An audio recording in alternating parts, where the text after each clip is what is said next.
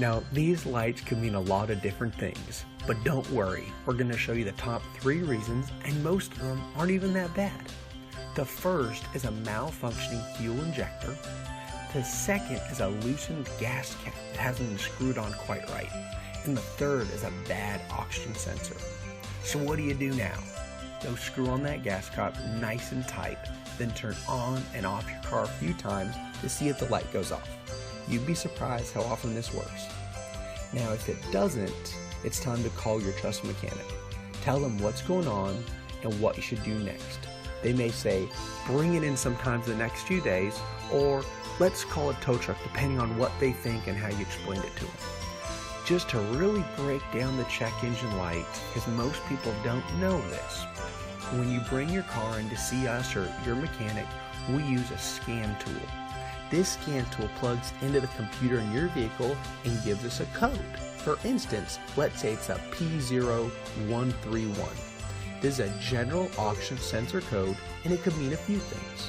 The first, it can mean it needs a new oxygen sensor because the current one is defective.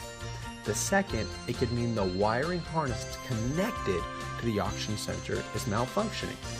And third, it can mean the PCM or powertrain control module software, which is part of the software in your vehicle, needs to be updated. And there's 3, 4, or 5 other things that can actually happen that need to be fixed as well, but those are some of the top ones related to a P0131. Now what I'm getting at here is even though we have a fancy tool that plugs to the computer in your engine, it still takes some detective work to find out the issue. In this case it said, hey, check out your oxygen sensor and everything that can affect the oxygen sensor.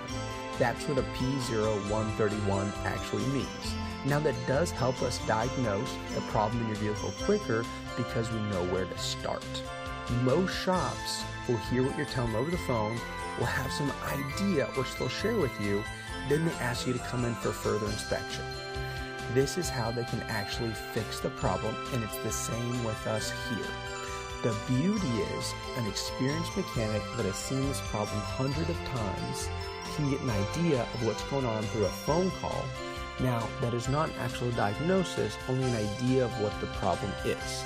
The more experienced the mechanic, the more accurate the answer. Give us a call. We'd love to talk with you, and we even want to give you a free diagnosis and a $10 no questions asked discount off your service to fix the issue.